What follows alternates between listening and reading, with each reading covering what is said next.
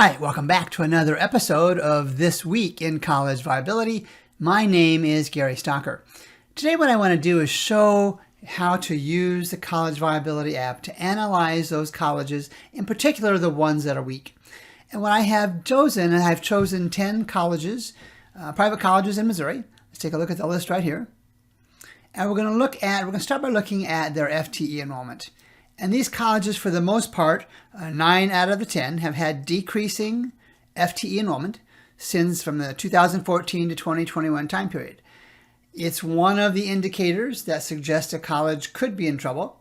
And I will share with you in this list of 10, I have a couple who I am concerned about their short-term and long-term viability. I'm not going to identify those, but I want you to take a look at the data associated with these 10 colleges. That's mostly on the downside, but a couple have some things going well for them. So you can see the 10 colleges that I have chosen, and you can see the app gives us the data from 2014 to 2021. We can also see the 8-year change in FTE enrollment. So we can see 1 out of the 10, Rockhurst University in Kansas City, has been able to grow their enrollment. We do have some conditional formatting over here, so you can tell red is not good, yellow, average, and some greens will show up eventually as well. But take a look at this. Let me flip the order here and look at the colleges who've had substantial losses in FTE enrollment from essentially flat at Culver Stockton, 4% decrease, to a 64% loss at Columbia College in Columbia, Missouri. When you start seeing those kind of numbers, you have to be concerned. So here's how we navigate. We're going to go back to home, but I want you to know that each one of these reports, and there are 30 different IPEDS reports in the College Viability App, offers a quick definition, quick how to analyze each of these reports. So let's go back home. And again, here's a navigation page where we choose the colleges. Let's take a look at the four-year graduation rate. Now, this doesn't get a lot of play in the higher ed media reporting, but it's important. Now, here's the threshold that I use. Any college that doesn't graduate at least half of its students, 50% of its students, over 4 years, and that's what we're looking at right here, is what I'm calling a coin toss college. You might as well have tossed a coin in the air to see whether your child, your student, is going to graduate or not. Now, in general, this overall set of 10 isn't too bad. I've seen a lot worse, but you can see that 50% threshold is really only met by 3. But I'm going to grant that Fontbonne, William Woods, Westminster, and even Drury, Culver Stockton, they're close enough that they can probably get there. But that's, keep in mind, for every 100 students, for example, that started in Fontbonne in 2014, only 49 have graduated. Let's take it one step further, because we've also added a 6-year undergraduate graduation rate. So I'm going to click on this link right here. And the threshold I use for that, and I think others do as well, is 70%. So if a college can't graduate 7 out of 10 undergrad students in the course of 8 years, I think there's an issue. And so we see a little bit more separation here. We see Rockhurst still doing well in terms of the thresholds. We see Jewel and Fontbonne really not, and even Drury, not really getting to that 70% threshold. And here's the way I would look at this, and here's the way I would encourage you to look at this. If you can't graduate 7 out of 10 of your students in the course of 8 years, I'm not sure you have the systems, processes, or student base that you want to be able to graduate them. Would you rather send your student to someplace like Columbia College, which only graduates 27% of its undergrad students after 6 years, or Rockhurst, almost 3 times as much, at 74%? There becomes some relative differences here, but look at the gross disparities. Rockhurst versus Columbia, Hannibal-lagrange, even Culver Stockton, not even close. Let's go back home. And now I want to take a look at our revenue feature. I want to go to something called the tuition and fees revenue. Now, when you're following the media and news stories, they always report a college's enrollment, good or bad. And that's fine. That's what media folks do. But really, I have shared many times that enrollment does not pay the bills. It does not pay salaries for faculty and staff. So what we're going to take a look at is, this is that same 8-year period. We're looking at the tuition and fees revenue. And I've already sorted it a little bit here. So these are the colleges in the last 8 years from this time period, the most recently reported available, have grown their tuition and fee revenue.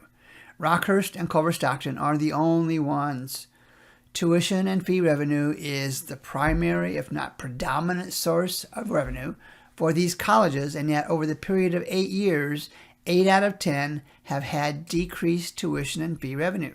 Look down here at Columbia and Drury and Fontbonne, and to a lesser extent the ones above that. That's not a good indicator. When you're losing that much money over the course of any time period, there's a pattern. Losing $10 million over the course of 8 years is not something that is going to be the best practice. So when you see a college using the app losing tuition and fee revenue, you have to wonder, how are they making up for that? Now, there may be opportunities to make up for that revenue, but certainly when you compare one to the other, Rockhurst is doing something right compared to Columbia College, who's not doing anything right by comparison. Let's go back then, and the other two indicators I want to look at briefly are endowments. And we're going to look at the endowment value. The EOI stands for end of year. The endowment value for these 10 colleges. And we're going to focus on 2021. And the threshold that I use is $50 million. So if a private college over the decades, and in some cases centuries, have been around, if they don't have a bare minimum endowment of $50 million, then they've got some systems and processes not in place for all those decades or centuries. And when we see here, again, a decent sampling, about half are 50 million above, but about half are 50 million and below. Go down here to Hannibal-lagrange. Compare it to Columbia College. We saw some issues with Columbia College. One of the issues they don't have is their endowment. They have funds they can use. Typically, it's the earnings, not the actual principal of 158 million, but the earnings on that 158 million to support operations, growth, whatever the case may be. If you've only got 8 million or 15 or 20 or 30, or in this case, Rockhurst, even 40, you have to worry about the college's capacity to easily or at all plow through ups and mostly downs in the economy in general and higher education in particular. So that's another major comparison. So that's another financial comparison. And then I want to look at the admission yield and a couple minor ones I want you to be aware of. I'm going to click on admissions yield. And now I've done research on colleges, private colleges that have closed. And there are certainly some patterns for sure. But the one consistent pattern for every college that I have watched close over the last time period, 2016 to today, their admissions yield is down. It has decreased over the last reported period, in this case, 2014 to 2021. And look at what we're seeing for these colleges here. 9 of the 10 have had decreasing yield over the last 8 years. Now, let me define decreasing yield. It is by definition, and I call it a popularity indicator, it is the percentage of students who, after being accepted by a college, and we'll use Drury here, after being accepted by a college, actually show up. So for every 100 students, Drury says, yeah, come, we accept you, 25 show up. That's not a bad number. You're not going to anything close to 100%. 25 is above the minimum threshold I use of 20. But look at the pattern. There's what you're concerned about. It's down from 50% down to 25%. If students, having been accepted to your college, are saying no year after year after year, that's the market speaking. Your college is less attractive for whatever reason than it was, say, in 2014 or even in the years earlier. And then lastly, this is kind of an inside baseball number that I want to show you. And I want to go to institutional grants unfunded. Institutional grants unfunded. Now, typically, when students are accepted to colleges, private or public, they typically come with a financial aid offer shortly thereafter that provides references to scholarships and merit aid and those kind of things. What we're finding, and what I know to be the case in almost all situations where a student is awarded a lower tuition, it's based on a discounted rate, it's based on unfunded merit aid, and it's based on unfunded scholarships. I say the word unfunded on purpose.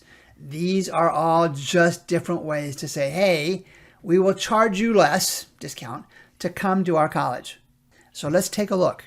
And let's just start with Rockhurst. They were offering $29 million in 2014 to get students to come, tuition discounts. They were foregoing $30 million, $29 million.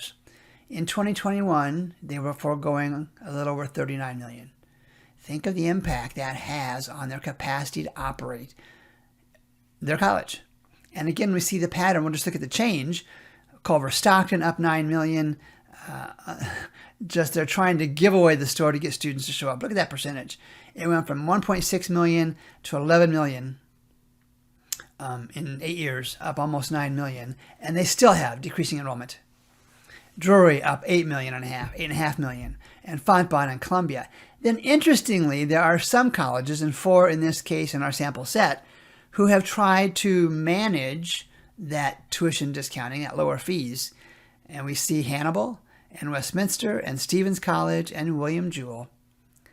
Even though they have tried to increase their revenue by not discounting their tuition as much, if we looked at the FTE enrollment, each one of these 4 is down. And if you recall, 9 of the 10 colleges had decreasing enrollment in the last 8 years. The only exception was Rockhurst.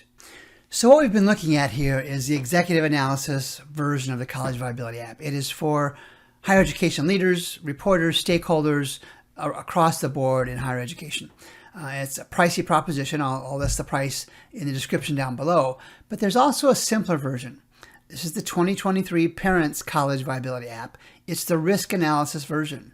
And the risk analysis you want to go through is not necessarily that some of these colleges will close. Some will, almost certainly. But if they are financially weaker, if they can't grow enrollment, if their endowment is low, if their graduation rates are low, if their tuition and fee revenue is low, can those colleges provide you or your child with a quality college education? By comparison, it's a fair question to ask, and there's just 5 fields we look at, and we looked at all these before. The enrollment rate, the enrollment trends, the 4-year graduation rate, a minimum of 50% is what we use as our threshold. That's probably low, but we use it nonetheless. And admissions yield, if it's gone down for 8 consecutive years, that's a concern because the market is speaking. The popularity of that college, not what it wants to be. If the tuition and fees revenue is down, there's reason to think that the college may not have the cash to continue to operate profitably for sure, and with the kind of quality education that you want. And then finally, that endowment value. If it's below $50 million, you just have to wonder, does the college have the systems and processes in place or the resources to survive the inevitable downs in any economic cycle? And then finally, there's a couple individual ones I want to show you here, and it works for all of the versions of the app. And let's go ahead and go back to the full version.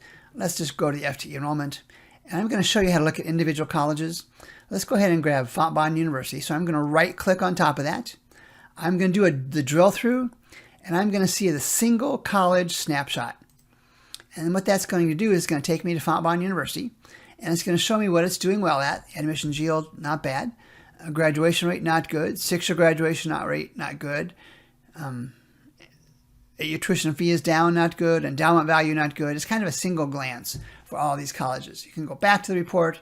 Let's grab a different college. Let's look at William Woods University, and let's look at a different drill through. Let's look at the 8-year changes. And so at William Woods University, we can see that the admissions yield is down 21%. That's scary. We can see that the fall enrollment is down over 200 students. The graduation rate change is up 6 points for bachelor's. The percent admitted is down. You can compare all these for a single college. But that's what the College Viability App is designed to do. So what does this all mean? At College Viability, we believe that the first checklist item on a student's college list should be, is this college financially healthy, or is it even viable? Why would you want to spend time and resources considering a college like some that we saw on our example from the 10 Missouri colleges whose finances, admission patterns, enrollment patterns, endowments are not good? There's a higher risk of maybe closure, maybe not. That's a tougher one to call, but certainly some of these will close. But it goes back to that quality. If a college is struggling financially, by comparison, for example, we saw of this group, Rockhurst may be the strongest financially. What does that mean? should you choose a college not performing well or one that's performing better by comparison? I will include links to the executive analysis version of the College Viability App and the 2023 Parents College Viability App, the risk analysis version, in the description below. My name is Gary Stocker. Thanks for listening to another episode of This Week in College Viability.